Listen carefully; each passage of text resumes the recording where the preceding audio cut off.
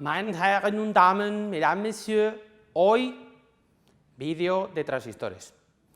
En particular, tras un primer vídeo donde vimos cómo representar en términos de circuitos lineales los transistores, en función de los distintos modos de funcionamiento, hoy quería que viéramos cómo aplicar ese modelo a uno de los casos típicos de funcionamiento con transistores. El otro día os conté un poco la película de que los transistores se usan muchísimo en circuitos digitales, pero no es la única aplicación. De hecho, aquellos que sean bueno, pues más melómanos, más guitarreros, más músicos, supongo que estaréis muy acostumbrados a utilizar amplis, ¿vale?, para intensificar una señal.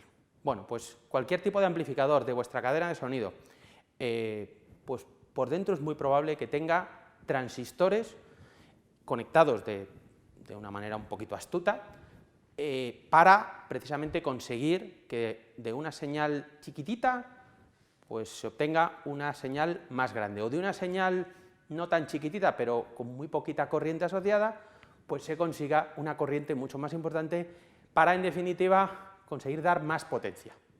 Bien, este tipo de circuitos suelen usar amplificadores, transistores. Y vamos a ver este tipo de circuitos cómo se analizan utilizando los modelos equivalentes.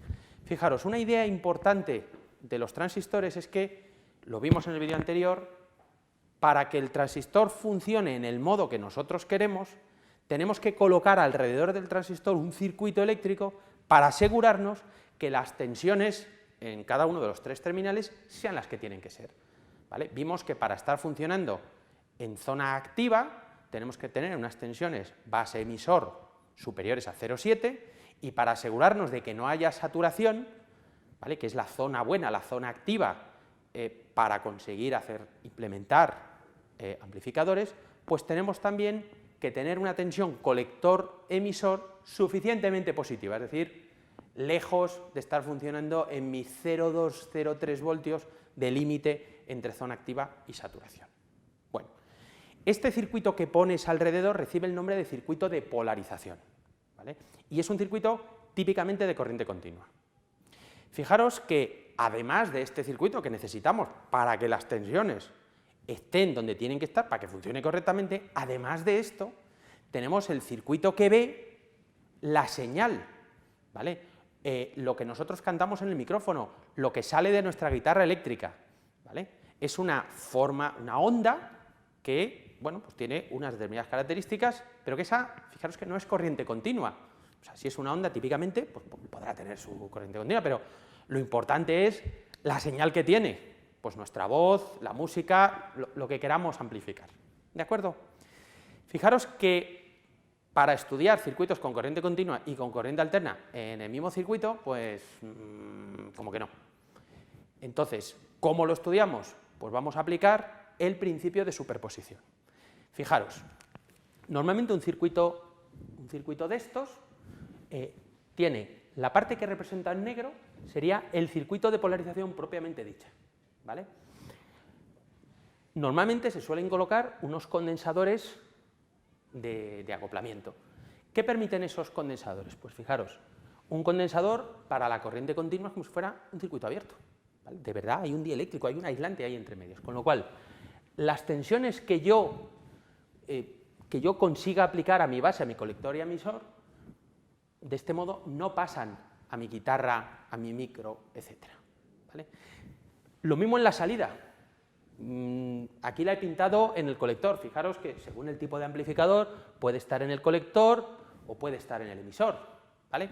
Pero lo que es importante es que lo mismo, necesito poner un condensador de acoplamiento para que la componente, las tensiones continuas que tengo aquí dentro no salgan afuera, ¿vale? Sin embargo, estos condensadores, ¿cómo se comportan en corriente alterna? Bueno, los condensadores sí dejan pasar la corriente alterna, sí dejan pasar mi señal. Es importante dimensionar estas capacidades, estos condensadores, para que a las frecuencias que me interesan no afecten a la señal, no me la atenúen en exceso, ¿vale? Pero eso es otro vídeo. Hoy, a nuestros efectos, lo que quiero un poco que veamos es análisis de este circuito.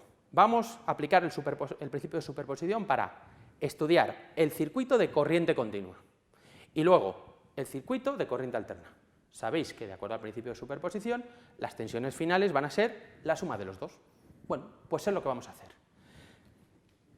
Nuestro circuito completo con corriente continua y con corriente alterna lo podemos estudiar como la suma de dos circuitos. Primero, circuito de polarización.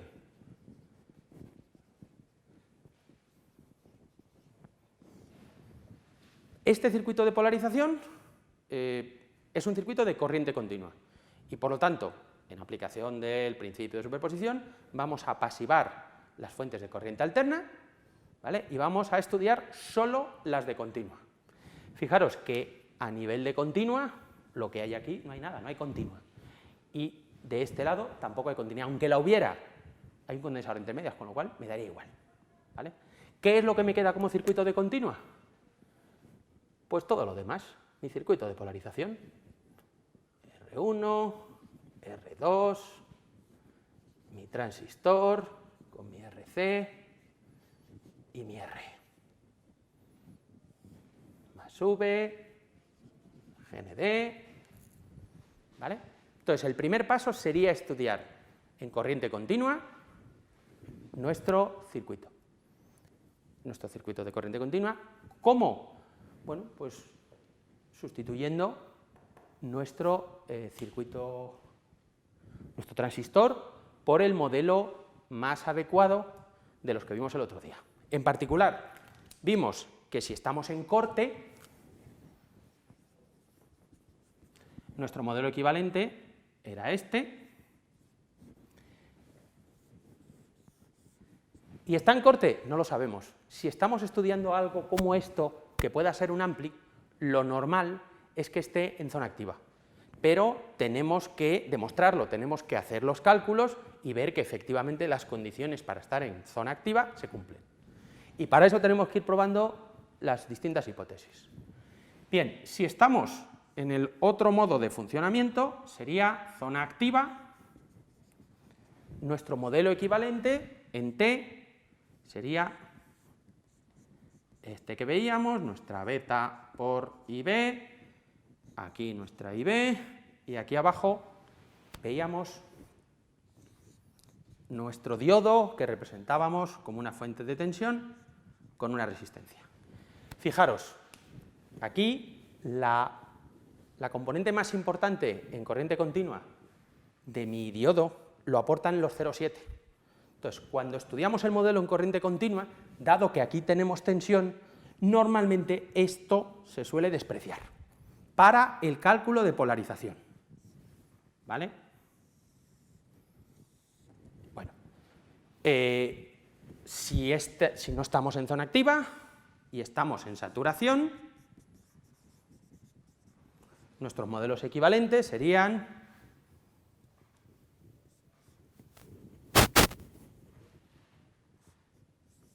mi fuente de tensión de 0,7 entre base y emisor y mi fuente de tensión de 0,2 entre colector emisor. ¿Vale? Bien, usando uno, otro u otro, completaríamos el estudio de polarización. Una cosa que es muy importante es que para que de verdad estemos ante un amplificador que funciona correctamente, la polarización tiene que ser activa. Es decir, si al hacer los cálculos de polarización nos sale que está funcionando en corte o que está funcionando en saturación, nuestro amplificador no va a funcionar bien, con lo cual podríamos parar ahí, ¿vale? Pero imaginemos que comprobamos que efectivamente estamos trabajando en zona activa. ¿Cuál sería el siguiente paso? Bueno, pues una vez calculado el circuito para la polarización, tendríamos que calcular y estudiar el circuito para la señal, ¿vale? Entonces, vamos a hacer una hipótesis para poder hacer este cálculo, que es que nuestra señal es pequeña. El modelo de pequeña señal se llama pequeña señal porque suponemos que nuestra onda es pequeña frente a las tensiones de polarización. ¿Qué obtenemos de ese modo? Bueno, pues una simplificación que nos hace muy cómodo el trabajo con los circuitos, porque no tenemos que andar preocupándonos si en parte de nuestra onda la señal se corta. En realidad, si quisiéramos tener gran señal, pues podríamos hacer ese estudio, pero nos obliga a comprobar de manera un poquito fina si hay alguna parte de la onda que se pueda estar cortando por arriba o por abajo. Bien, ¿cuál sería nuestro circuito de pequeña señal? Pues fijaros que, igual que para estudiar el circuito de continua pasivábamos los generadores de alterna, para estudiar el efecto de los generadores de alterna tenemos que pasivar nuestros generadores de continua. Y esto lo que quiere decir es que todo lo que esté conectado a más V o a otras tensiones de continua hay que conectarlo a más A, hay que conectarlo a 0 voltios para pasivar esos generadores. Por lo tanto, el circuito que quedaría sería este de aquí. Entonces, paso 1, pasivamos los generadores de continua, los conectamos a masa. Paso 2, cortocircuitamos los condensadores. Estamos asumiendo que el que escogió o va a escoger este condensador ya lo escogerá para que no influya nuestra señal. Por lo tanto, a nuestros efectos, suponemos que está en corte y que está en corte. ¿Vale? Bueno, por lo tanto, nos queda esta señal y aquí nos queda nuestro Vout. Hay veces que en la salida conectamos una carga. Bueno, pues si tenemos una carga, pintamos la carga. Lo que hacemos es cortocircuitar el condensador, pero si aquí hay algo, podemos representarlo, claro que sí. ¿Vale? Tercer paso, tenemos que representar el modelo del transistor en pequeña señal. Y el modelo en pequeña señal es esencialmente los tres modelos, uno de los tres modelos que hemos visto. Pero fijaros, si estamos estudiando esta parte es porque ya hemos visto que estamos en zona activa. ¿Vale? Por lo tanto, el modelo en pequeña señal del transformador, del transistor, ya no sé ni lo que digo, es esencialmente, consiste en derivarlo de aquí. ¿Vale? Fijaros, el modelo en pequeña señal, si nos vamos al modelo completo, a ver,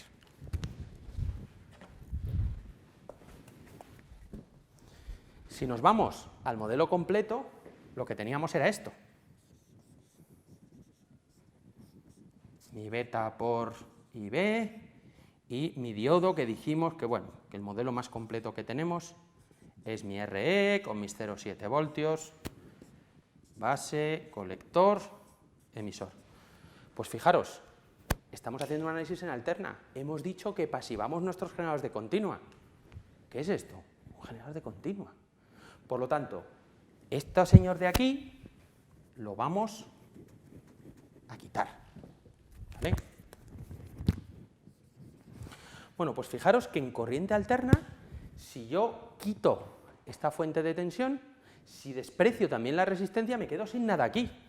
Entonces, a nivel de modelo equivalente, estoy cometiendo mucho más error si desprecio esta R. Fijaros, en corriente continua, la parte gorda, la parte mayor, es esta fuente de tensión y la RE tiene una contribución pequeñita. En corriente alterna, como quitamos el término gordo de lo que está pasando aquí, pues nos tenemos que quedar con esta R. ¿Vale? Entonces, por esa razón, el modelo de pequeña señal incluye la R sub E aquí. ¿Y esta R sub E cómo se calcula? Bueno, pues esta expresión la encontraréis en los libros, pero esencialmente podéis calcularla como una magnitud que se llama VT dividido por la corriente por el emisor. ¿Vale? A ver, voy a ponerla como... Mira, la voy a poner como grande. ¿Por qué? Esta es la corriente total. Es la suma de la de polarización más la de pequeña señal. Pero fijaros que como es pequeña señal, podemos suponer que la corriente de pequeña señal es despreciable frente al valor de continua. Y por eso nos vamos a quedar con el valor de continua. ¿Vale? Lo he representado así en grande para que se vea que es la corriente total, pero podemos aproximarlo como la I que hemos obtenido en el estudio de polarización. ¿Vale? La que vaya por aquí.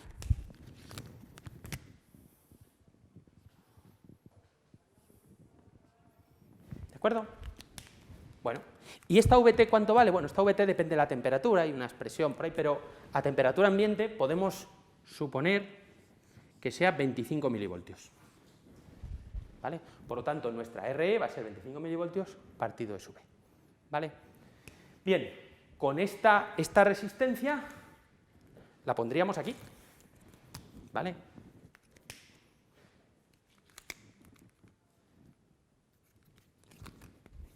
Este transistor, estas dos ramas, sustituirían a esto de aquí.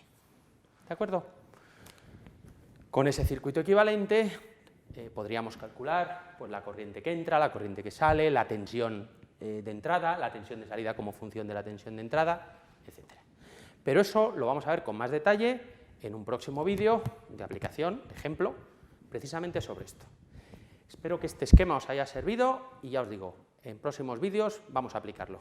Venga, hasta la próxima. Chao.